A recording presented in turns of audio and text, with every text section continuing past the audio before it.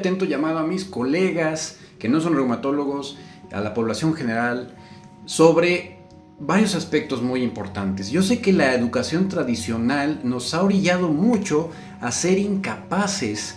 Bueno, yo ya afortunadamente ya pude vencer esa situación, pero en general a ser incapaces de decir no sé. No pasa nada si no sabes. Si no es además tu obligación saberlo, porque no es tu expertise, entonces refiérelo a quien sí sepa. No causes daño, y sobre todo mis colegas, primum non nocere, primero no hago daño. No den el diagnóstico de lupus eritematoso sistémico si no tienen certeza de que realmente es eso y no tienen el expertise, el conocimiento, la formación para realmente sustentar un cuadro o un grupo de síndromes clínicos tan complejos de un muy alto impacto clínico, pronóstico en muchas ocasiones, pero sobre todo psicológico. De verdad no saben el daño terrible que pueden llegar a hacer a una persona. He visto en el 70% de mi consulta de pacientes referidos por lupus, resulta que jamás tuvieron lupus, que pasaron por alguna situación que produjo un cuadro similar, lo que le llamamos el lupus-like. Recuerden, la presencia de anticuerpos antinucleares no es igual a lupus.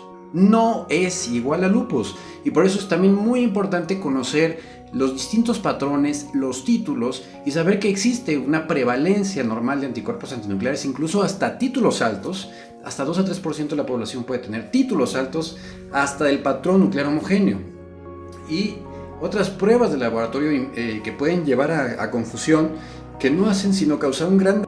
porque es ese peregrinar del paciente, que muchas veces es un paciente con dolor crónico, que puede ser fibromialgia, puede ser depresión, puede ser ansiedad, son enfermedades que pueden causar dolor crónico, puede ser un síndrome de sensibilización central por alguna otra razón, y se le está dando tratamiento contra el lupus cuando no es así. El único cuadro clínico que es, vaya, no hay vuelta de hoja, es la glomerulonefritis lúpica, que eso solamente con biopsia. De ahí en fuera, poder determinar esta enfermedad, que de hecho sigue siendo muy infrecuente, 0.03% de la población, o sea, es una enfermedad rara. Entonces no puede ser que haya de pronto proliferado solamente porque Selena Gómez y algunas otras famosillas por ahí, pues tienen el diagnóstico de lupus. De verdad, muy atentos con esto, refieren al reumatólogo, y si tú eres un paciente que te dieron este diagnóstico y no te ha visto un reumatólogo, no creas en ese diagnóstico hasta que no te vea el experto, por favor. Esta es una pésima praxis que viene desde la escuela alemana, que todo quería, digamos, ponerlo en términos laboratoriales y a partir de ahí facilitar la posibilidad de diagnósticos tempranos. Por supuesto que los laboratorios bien hechos, con un contexto muy bien estudiado desde la perspectiva genética, pues tienen una gran utilidad. Sin embargo, esto, pues digamos que pasó después a la escuela norteamericana, donde además, desgraciadamente, por pues digamos, la cultura cada vez más detestable de querer de cualquier estupidez demandar al médico, que, ojo, por supuesto que sí hay una razón de ser, claro que vaya algo que en verdad haya sido grave, por supuesto que se debe poner una demanda, pero a lo que voy es que desgraciadamente la inmensa mayoría de las causas de demandas son en realidad puras estupideces en donde se basa en temas de chismes. Pero respecto a esto, muy importante, el 40% de la población normal va a tener anticuerpos antinucleares. Y bueno, algo que me encanta de la inmunología es que, pues, echa por los suelos todas estas filosofías también absurdas, como la ideología de género, y pues nos hace saber que justamente las mujeres tienen una mayor predisposición o una mayor posibilidad de desarrollar anticuerpos antinucleares. Eso tiene muchísimo que ver con sus hormonas. De hecho, inclusive algo muy interesante es que hay varios genes o varias proteínas que se codifican en el cromosoma X que precisamente pueden incluso llevar a algo que se llama un esquive de la presentación antigénica durante el desarrollo de los timocitos, el desarrollo de los linfocitos T en etapas tempranas. Entonces eso puede llevar a la falta de vigilancia inmunológica y pues que haya células incluso que se salgan del huacal les puede llevar a fenómenos autoinmunes. Además, las personas afroamericanas también tienen una mayor prevalencia de anticuerpos antinucleares, aún en ausencia de enfermedad autoinmune.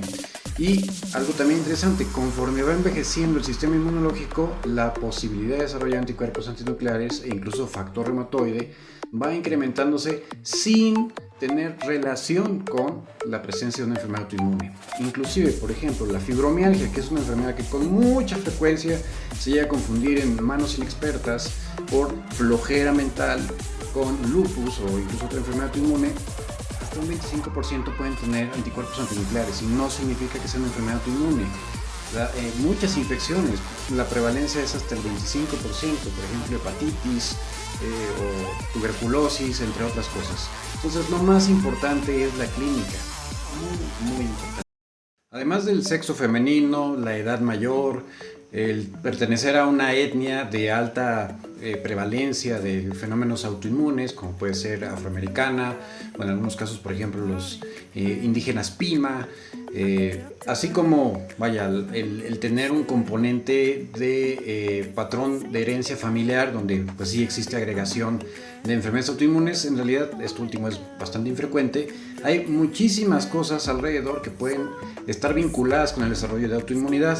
Ahora, algo muy importante, puede haber simplemente la presencia de anticuerpos antinucleares, lo que no se traduce en autoinmunidad o desarrollo de una enfermedad propiamente. Por eso no se aconseja inclusive el iniciar profilaxis como tal. De hecho, ya se han hecho muchos estudios donde que si empiezan que es hidroxicloroquina y glucocorticoides, y no ha mostrado ninguna ventaja contra simplemente la observación, y tampoco es pertinente estar haciendo estudios de seguimiento o check-ups reumatológicos. Eso, no caigan en eso, no se dejen engañar, no tiene ningún sentido, salvo si existen muchos factores de riesgo que se encuentren estrechamente relacionados. Factores exposicionales que sí pueden incrementar considerablemente la posibilidad de desarrollar autoinmunidad está sobre todo como tal, la exposición a sílice y todos sus componentes, al asbesto, que bueno, las láminas de asbesto mucho tiempo fueron utilizadas, todavía se llegan a utilizar, el benceno, que es pues muy importante su concentración, sobre todo en el cigarrillo, y además de una cantidad brutal de sustancias tóxicas que tiene el cigarrillo como tal, que favorecen el desarrollo de fenómenos de autoinmunidad, desde por cómo estimula al sistema inmune y cómo favorece un proceso inflamatorio crónico. Y inclusive hay fármacos que pueden favorecer el desarrollo de fenómenos autoinmunes o la presencia de anticuerpos sin necesariamente llevar de hecho en la inmensa mayoría no llevan como tal a una enfermedad, pero pues entre ellos están los antiarrítmicos como la propafenona, la amiodarona, están los inhibidores del factor de necrosis tumoral o también conocidos como bloqueadores del TNF o anti-TNF, que insisto es algo relativamente infrecuente.